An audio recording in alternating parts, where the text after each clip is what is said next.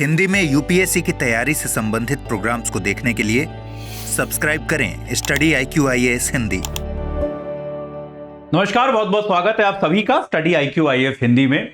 मेरा नाम है अतुल जैन और आज मैं आपके सामने एक ऐसी चर्चा लेकर आया हूं। छोटी सी चर्चा है, 10-12 मिनट ज्यादा से ज्यादा, और यह चर्चा उस टॉपिक पर है, उस सवाल पर है जो मुझसे बहुत ज्यादा पूछा जाता है।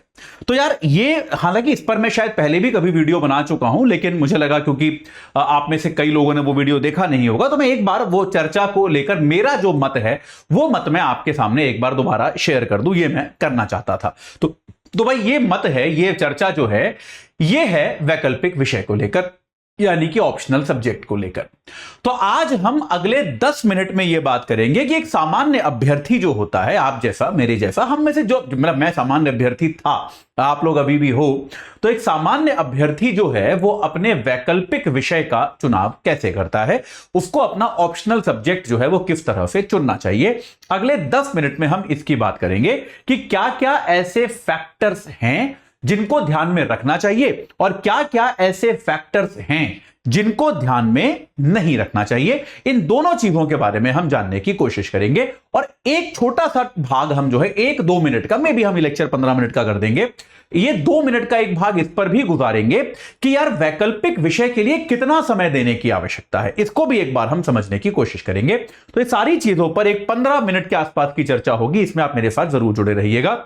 ये शुरू करने के पहले आपको बता दूं कि भाई जनरल स्टडीज के लिए हमारा P2I बैच जो है वो 17 तारीख से शुरू हो चुका है। 24 तारीख उससे जुड़ने की लास्ट डेट है।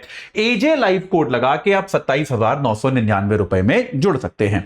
रोज 3 घंटे की live class, mentorship, daily practice question, pre और मेंस दोनों के, मेंस के क्वेश्चन का इवैल्यूएशन, फीडबैक, और साथ के साथ आपको जो है 18 प्रिंटेड किताबें आपके घर पे। और अगर आप प्री क्वालिफाई करते हैं तो आपको मेंस की तैयारी के लिए दिल्ली बुलाया जाएगा। आपका रहना, खाना, पढ़ना सब इसी फीस के अंदर समावेशित होगा। ये सब आपको सुविधाएं मिलेंगी अगर आप AJ लाइव कोड लगाकर 27,999 में इस बैच से जुड़ जाएंगे। तो बिल्कुल देर मत कीजिए। लास्ट डेट भले ही 24 है, लेकिन क्लासेस चल रही हैं, तो आप जो हर रोज डिले कर रहे हो उसमें आपकी क्लास छूट रही है, यह बात आपको याद रखनी है।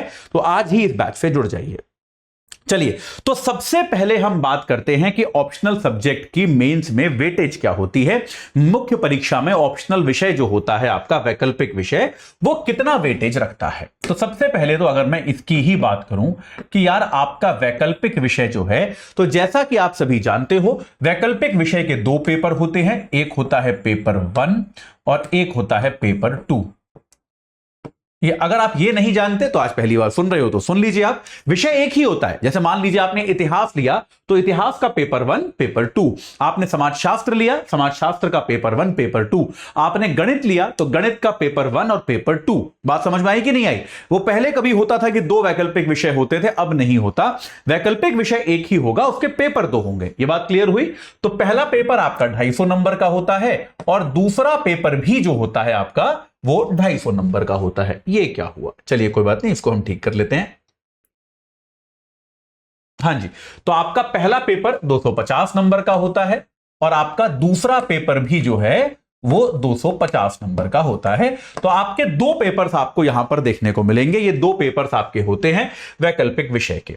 अब एक बार इस बात को भी समझिए कि आपकी जो पूरी मुख्य परीक्षा होती है, पूरा मेंस जो आपका होता है वो कितने अंकों का होता है? पूरा मेंस आपका होता है 1750 अंकों का। तो यार मैं थोड़ा मैथमेटिक्स वाला आदमी हूं, मैं हमेशा इस बात को मानता हूं कि जिस चीज की जितनी वेटेज है उसकी उतनी ही तैयारी और उसके आसपास तैयारी करनी चाहिए। मैं ये मानता हूं, इस बात को मैं बहुत ज्यादा, मैं क्या कहना चाहिए, सशक्त तरीके से इस बात को मानता हूं। तो यानी कि अगर आप देखेंगे तो मेंस का अगर आप देखेंगे तो कुल कितना भार है आपका वैकल्पिक विषय का, 500 अंकों के वैकल्पिक विषय हो गए और टोटल मेंस है 1750 अंकों का। तो अगर आप CSAT की तैयारी कर रहे हो तो आप ये परसेंटेज निकाल सकते हो, 2/7 हो गया, यानी कि ऑलमोस्ट 28 पॉइंट कितना हो गया, हाँ 28.5%, करीब 28.5% वेटेज जो है वो आपके वैकल्पिक विषय का मुख्य परीक्षा में होता है। तो आपको याद, ये और प्री में आता ही नहीं है, प्री में तो होता ही नहीं है भाई आपका, ये आप याद रखिएगा। तो मैं आग्रह आपसे ये करूंगा, सबसे पहला आग्रह, क्योंकि मैंने ऐसे बहुत सारे विद्यार्थी देखे हैं और मैं मजाक नहीं कर रहा, सच बोल रहा हूं। बहुत सारे बच्चों से मैं पूछता हूं, बात करता रहता हूं कि भाई अभी तक क्या पढ़ा। सर ऑप्शनल हिस्ट्री लेना है तो साल भर से हिस्ट्री पूरी कर ली है। तो मेरा पॉइंट यह है कि आप यह बात याद रखें कि आप मुख्य परीक्षा की तैयारी के लिए कुल जितना समय निकाल रहे हैं उसका 30% से ऊपर वैकल्पिक विषय को ना दें। मतलब आपको यह बात याद रखनी पड़ेगी कि देखिए होता क्या है, वैकल्पिक विषय का जो बायस लोगों के दिमाग में चला आ रहा है वो उस जमाने से चला आ रहा है जब मैं तैयारी, जब मेरे समय में बदल गया था पैटर्न। जब बहुत पहले लोग तैयारी करते थे तो क्या होता था, 2000 नंबर का मेंस होता था जिसमें से 1200 नंबर के ऑप्शनल्स होते थे, 1200 नंबर्स के वैकल्पिक विषय होते थे। तो सीधे सीधे 60% अंक जो थे वो वैकल्पिक विषय के ही होते थे। मैं ऐसे बहुत सारे विद्यार्थियों को जानता हूं जिन्होंने जीएस की बहुत ज्यादा पढ़ाई ही नहीं करी और वो आईएएस हैं, मतलब वो ऑफिसर्स हैं, बहुत ज्यादा पढ़ाई नहीं करी जीएस की, ऑप्शनल में इतना ज्यादा बढ़िया तैयारी कर लिया कि ये 1200 नंबर में से इतने नंबर ले आए कि जीएस में थोड़े बहुत नंबर भी ले आए तो मैनेज हो गया। लेकिन अब वो स्थिति नहीं है। अब जैसा कि आपको मैंने बताया, पहले वैकल्पिक विषय का वेटेज 60% होता था, अब वो घट के 28.5% है। इस बात को भी आपको याद रखना है। इसके अलावा पहले वैकल्पिक विषय जो आते थे वो प्री में भी आते थे, अब वो प्री में नहीं आते हैं, अब वो केवल मेंस में आते हैं। ये बात आपको समझ में आ गई? तो भाई बहुत सीधी सीधी बात है, ये आपको याद रखना है। तो वैकल्पिक विषय को लेकर ये चीज दिमाग में बैठा लीजिए। ये गलती मत कीजिए कि अगर मैंने भूगोल ले लिया है या इतिहास ले लिया है या सोशियोलॉजी ले लिया है तो अब तो मैं 8 महीने 9 महीने वही पढ़ता रहूंगा या पढ़ती रहूंगी। ये गलती मत कीजिए। एक अनुपातिक तरीके से पढ़ना सीखिए, ठीक है? ये बहुत जरूरी है। इस बात को समझिए कि उसमें से कितना आने वाला है। हाँ, ये बात सही है कि जीएस में आप कितनी भी कोशिश कर लो, जीएस 1 2 3 4 की अगर मैं बात करूं तो आप कितना भी पढ़ लो, आप 100 110 तक नंबर ला सकते हो। एक जीएस 4 माना जाता है एथिक्स वाला पेपर, जिसमें आप थोड़े ज्यादा नंबर 125 तक आराम से चले जाते हो अगर आपने अच्छी तैयारी करी है। लेकिन यह वैकल्पिक विषय में आपने देखा होगा, आप अगर किसी भी टॉपर का कभी भी स्कोर उठा के देखो तो आप देखोगे कि भैया ऑप्शनल में उसने फोड़ा है। ऑप्शनल में 250 में से 140 130, मतलब 500 में से आपको मिल जाएगा कि लोग जो है आराम से जो है 300 के आसपास नंबर लेके आ गए हैं। तो निश्चित तौर पे ऑप्शनल में आपको ज्यादा स्कोर करना पड़ेगा। इसीलिए मैं कह रहा हूं कि 30% तक तैयारी आप ऑप्शनल की करें, उससे ज्यादा समय लेकिन ना दें, जीएस पर भी फोकस करें, ठीक है? अब आते हैं चयन की प्रक्रिया पर। यार देखो कि आप चुनेंगे कैसे। अब देखो होता क्या है, आमतौर पे कहा जाता है कि भैया अगर आपका किसी विषय में बहुत इंटरेस्ट है तो वो ले लो। लेकिन यार आप में से भी ज्यादातर लोग मेरे जैसे होंगे, जैसे मेरा किसी विषय में कोई खास इंटरेस्ट था ही नहीं। जब मैं यूपीएससी की तैयारी करने गया, मैं तो आईआईटी से इंजीनियर था, इंजीनियरिंग में भी मेरा कोई खास इंटरेस्ट नहीं था। तो भाई मुझे लगा अब तो मैं क्या ही लूंगा, तो मैं यहां वहां मैंने पता किया, लोगों ने कहा ये वाला विषय बढ़िया चल रहा है, इसका बड़ा अच्छा नंबर आते हैं, ये ले लो वो ले लो। उस टाइम पब्लिक एडमिनिस्ट्रेशन का बड़ा जोर था कि पबैड बड़ा अच्छा चलता है भैया, बड़े नंबर आते हैं, पबैड ले लो। फिर किसी ने बोला कि सोशियोलॉजी बड़ा अच्छा चलता है, सोशियोलॉजी ले लो। फिर किसी ने बोला साइकोलॉजी ले लो, ये ले लो वो ले लो, ये सब जो मार्केट में बातें। भूगोल ले लो, भूगोल बड़ा साइंटिफिक है ना, विज्ञान जैसा होता है, आप साइंस जैसा लगता है, वगैरह वगैरह। तो ये सारी चीजें हम सुनते थे। तो देखो मैं आपको 2-3 चीजें बताता हूं सिलेक्शन करने में। देखो अगर आपको किसी विषय में रुचि है, अगर आपको किसी विषय में रुचि है, जैसे यार आपको लगता है कि यार हिस्ट्री तो आपको इतनी पसंद है, आप कितनी पढ़ते रह लो आपको नींद नहीं आती, कोई दिक्कत नहीं है। अगर ऐसा है, ज्योग्राफी तो आपको बहुत ही मजा आता है, मैथ्स तो आप करते हो तो बहुत ही बढ़िया लगता है, कोई विषय जिसमें आपकी नैसर्गिक रुचि है। और रुचि का पैरामीटर ये पढ़ना उसको भी पड़ेगा, ये नहीं कि रुचि मतलब हाँ मैं स्कूल में 98 नंबर लाया था तो मेरी रुचि हो गई, नहीं, ये नहीं है। आप जिस विषय को लंबे समय तक दीर्घ काल के लिए पढ़ सकते हो वो आपकी रुचि है, जिसको पढ़ने में आपको मजा आता है, जिसकी किताबें आप ऐसे ही पढ़ लेते हो, जिसके वीडियोस आप ऐसे ही देख लेते हो, ठीक है? अगर वो आपकी रुचि है तो आंख बंद करो और जिस चीज में रुचि है वो विषय ले लो। बिल्कुल पूछो ही मत, सोचो ही मत कि क्या लेना है क्या नहीं लेना, किसी की मत सुनो, मेरी भी मत सुनना। अगर आपकी किसी विषय में लेकिन रुचि होनी चाहिए, यह नहीं कि आज आपने ले लिया फिर 15 दिन बाद बोल लो यार कहां फंस गए, तो बहुत डिफिकल्ट है, तो मुश्किल तो पड़ेगा, ये मैं मना नहीं कर रहा। लेकिन अगर आपकी रुचि है तो रुचि से क्या होगा कि आप परिश्रम ठीक से कर पाओगे। लेकिन मैं जानता हूं इस बात को कि रुचि वाले विद्यार्थी बहुत कम होते हैं, बहुत कम लोग होते हैं जिनकी किसी विषय में बहुत गहरी रुचि होती है। तो भाई ठीक है, आपकी रुचि है तो आप ले लो, नहीं है तो कोई बात नहीं। तो पहला तो पैरामीटर है रुचि। अगर आपका बहुत भयंकर इंटरेस्ट है किसी चीज में तब तो आंख बंद करके ले लो। दूसरा आता है आपका ग्रेजुएशन का बैकग्राउंड, कि आपने जिस विषय में ग्रेजुएशन किया है या कर रहे हो। दूसरा ऑप्शन यह है कि भाई मान लो आप अपने ग्रेजुएशन में राजनीति विज्ञान पढ़ रहे हो, तो आपको लगता है यार ये पॉलिटिकल साइंस तो काफी कुछ पढ़ ही ली है, तो थोड़ा आराम मिल जाएगा, थोड़ा कम पढ़ना पड़ेगा। बिल्कुल सही बात है। वहीं दूसरी ओर आप कोई नया विषय लो, आपने पढ़ा है राजनीति विज्ञान, आपने अभी वैकल्पिक विषय में ले लिया इतिहास, या आप हो इंजीनियर, आपने ले लिया ये क्या बोलते हैं पॉलिटिकल साइंस, तो आपको पूरा विषय नया पढ़ना पड़ेगा। बिल्कुल सही बात है, लॉजिक है। तो अब इसमें ग्रेजुएशन के विषय में मैं दो कैटेगरी बनाता हूं।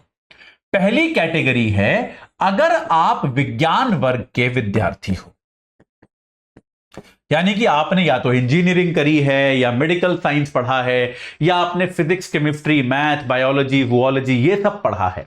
अगर आपने ऐसा कोई विषय पढ़ा है तो भैया ग्रेजुएशन का विषय आप केवल तभी लें जब आप उसमें एकदम गोल्ड मेडलिस्ट हो। यह बात याद रखिएगा।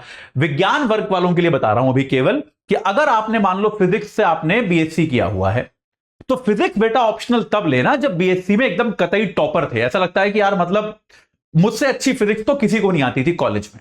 अगर इतना कॉन्फिडेंस है तो लेना। अगर आप विज्ञान विषयों में एवरेज स्टूडेंट रहे थे तो भगवान के लिए उनको ऑप्शनल मत लेना, बहुत बुरी स्थिति हो जाएगी आपकी। मैंने बहुत लोग देखे हैं इस प्रकार के। और होता क्या है कि जितना आपको कॉलेजेस में पढ़ाया जाता है 3-4 साल में मिला के, जैसे मैं इंजीनियरिंग विषयों का भी बताऊं तो जितना आप बीटेक में 4 साल में पढ़ते हो, मान लो आपने सिविल इंजीनियरिंग ले लिया, तो जितना आपने 4 साल में सिविल इंजीनियरिंग में पढ़ा होगा वो और उससे आगे का भी थोड़ा बहुत मिलके एक ऑप्शनल बनता है। तो बेटा सिलेबस इतना ज्यादा है कि वो बाकी से तुलना भी आप नहीं कर सकते। तो अगर आप टॉपर हो तब तो आपके लिए बेटर यह है, क्योंकि आप 90% तो करके आए हो ना यार, आपको तो आता ही है सब, आप तो टॉपर हो। तो टॉपर हो तो ले लो। लेकिन अगर आप बहुत ही ज्यादा विलक्षण हो, मैं साफ साफ कह रहा हूं टॉपर हो केवल तभी लेना। लेकिन अगर आप औसत विद्यार्थी रहे हो कॉलेज में तो कभी भी विज्ञान विषय वाला वैकल्पिक विषय मत लेना, भूल के भी मत लेना। यह बात समझ में आ गई या नहीं आ गई? मतलब मैं एकदम क्लियरली बता रहा हूं आपको ये बात। वहीं दूसरी ओर अगर आपने मानविकी विषय पढ़े हैं, आपने ह्यूमैनिटीज पढ़ा है, जैसे हिस्ट्री है, ज्योग्राफी है, पॉलिटिकल साइंस है, ये सब चीजें आपने पढ़ी हैं, तो आप ले सकते हैं। तो आप अगर औसत भी हैं तो भी आप ले सकते हैं, यह बात क्लियर है। उसमें बस ये देख लीजिएगा कि आपको अपने विषय से नफरत ना हो, क्योंकि ऐसे बड़े लोग मिलते हैं जो कहते हैं क्या यार सर मैं पॉलिटिकल साइंस में एनरोल किया, समझ ही नहीं आता क्या है ये, है ना, ये तो सब एक सी ही बात सब कहते रहते हैं, कुछ समझ ही नहीं आता ये क्या है, रूफो ने क्या बोला, प्लेटो ने क्या बोला, क्या बकवास है, समझ ही नहीं आता। तो अगर आपके दिमाग में ये विचार है तो आप मत लें, वरना आप ले सकते हैं। इस बात को आप याद रखें।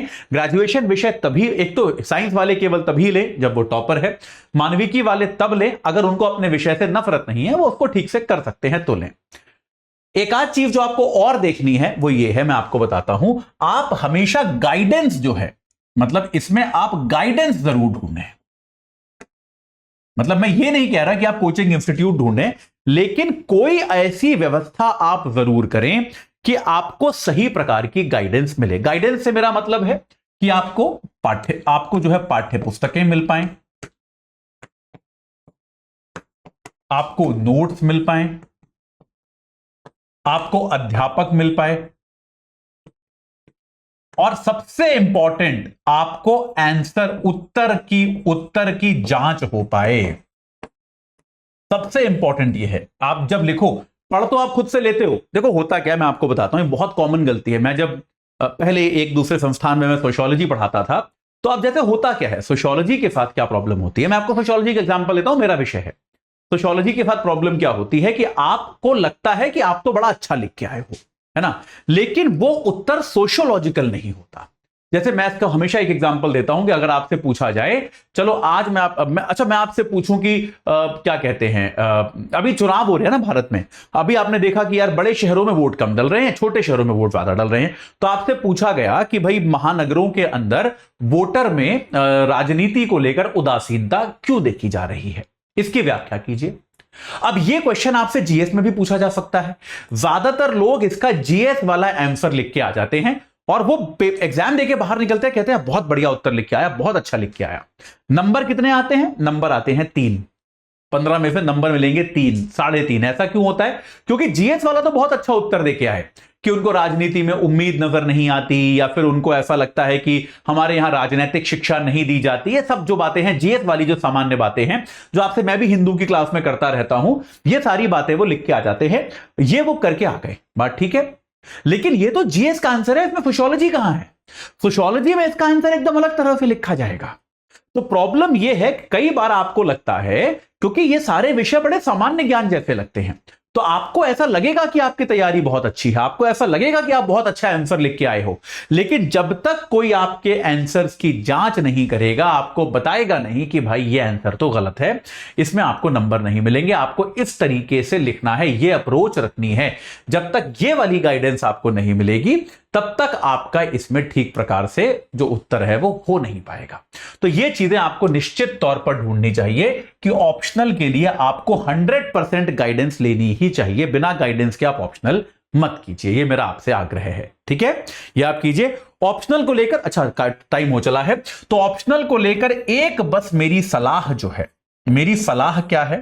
देखो, वो एक जो आखिरी सलाह मैं आपको दूंगा, वो सलाह ये है कि आप ऑप्शनल में थोड़ा समय ले लीजिए चुनने के लिए। कोई जरूरी नहीं है कि आप पहले दिन से ही ऑप्शनल चुनें, लेकिन आपने एक बार अगर ऑप्शनल चुन लिया तो उसको हर महीने बदलते ना रहें। ये बहुत कॉमन गलती मैंने देखी है। होता क्या है, विद्यार्थी ने सोचा कि यार मैं हिस्ट्री लूंगा, चलो हिस्ट्री मेरे को बढ़िया लगती है, किताबें भी उपलब्ध हैं, मेरे शहर में अच्छे टीचर भी हैं, ऑनलाइन भी यहां पे मनोज सर का कोर्स चल रहा है, ये पढ़ लूंगा। आदमी ने सब सोच लिया और हिस्ट्री के बारे में मन बना लिया। अचानक से उसको दोस्त मिल जाता है, वो दोस्त कहता है भाई हिस्ट्री पागल है, हिस्ट्री क्यों लेगा यार, हिस्ट्री तो बहुत मुश्किल है, एक काम कर तू ले ले पब्लिक एडमिनिस्ट्रेशन, वो बहुत अच्छा है। फिर आपने पबैट सोच लिया। पबैट के बाद किसी ने बोला अरे पबैट में तो सिलेक्शन ही नहीं होते आजकल, एंथ्रोपोलॉजी ले, एंथ्रोपोलॉजी में सारे सिलेक्शन होते हैं। फिर आपने एंथ्रोपोलॉजी लेना शुरू कर दिया। तो ये जो प्रॉब्लम है ना बेटा, ये मत करो, ठीक है? सारे ऑप्शनल अच्छे हैं, सबसे सिलेक्शन होते हैं। सिलेक्शन आमतौर पर जितने लोग उस ऑप्शनल को लेते हैं उसके अनुपात में होता है, तो ज्यादा फर्क नहीं पड़ता। वैसे भी ये सारा डेटा जो होता है इस पर ज्यादा ध्यान मत दो कि इस इतने में से इतने लोगों का सिलेक्शन हुआ, वो डेटा हर साल बदल जाता है, उसका कोई मतलब होता नहीं है। आपने अगर एक बार सोच विचार के एक वैकल्पिक विषय लिया है तो कृपया अपना अटेम्प्ट खत्म होने तक उस विषय पर ही अडिग रहें।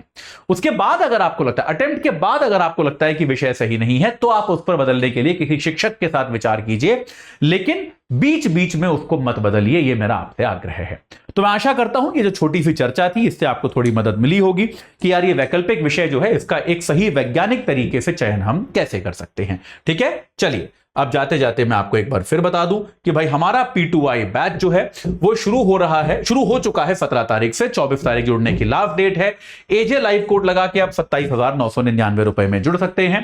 रोज 3 घंटे की live class, mentorship, daily practice questions, pre और मेंस दोनों के, और इसके अलावा आपको जो है रोज इसमें दोनों की टेस्ट सीरीज 18 किताबें आपके घर पहुंचेंगी। और अगर आप प्री क्वालिफाई करते हैं तो मेंस की तैयारी के लिए आपको दिल्ली बुलाया जाएगा। आपका रहना, खाना, पढ़ना सब इसी में समावेशित होगा। ये सब सुविधाएं आपको मिलेंगी। इसके अलावा स्टडी IQ के अंदर आपको हिंदी भाषा में, अगर आप हिंदी मीडियम के विद्यार्थी हैं तो हमारे पास कई सारे ऑप्शनल्स भी आपके लिए उपस्थित हैं। मैं आपको वो बता देता हूं। हमारे पास एक तो उपस्थित है PSIR, ये कलर आपको दिख नहीं रहा होगा, ये आपको दिखेगा। एक हमारे पास उपलब्ध है PSIR, राजनीति विज्ञान हमारे पास उपलब्ध है, अमरेंद्र सर पढ़ाते हैं। इतिहास हमारे पास उपस्थित है, जो हमारे को इतिहास हमारे यहां मनोज सर पढ़ाते हैं। भूगोल हमारे अभिनव सर शुरू कर रहे हैं बैच, आप जानते हैं। और हिंदी साहित्य विकास शुरू कर रहे हैं। तो आप जो है इन 4 ऑप्शनल्स को से अगर आप जुड़ना चाहते हैं तो आप हमारी वेबसाइट या ऐप पर जाइए, अपनी पसंद का वैकल्पिक विषय लीजिए और एजे लाइव कोड लगाकर ही आप इन वैकल्पिक विषयों के बैच से भी जुड़ सकते हैं, ठीक है? चलिए, तो आज के लिए इतना ही। अन्य चर्चाएं लेकर आपसे मुलाकात होती रहेगी। इस चर्चा से जुड़ने के लिए आप सभी का बहुत बहुत धन्यवाद। हिंदी में यूपीएससी की तैयारी से संबंधित प्रोग्राम्स को देखने के लिए सब्सक्राइब करें स्टडी IQ IAS हिंदी।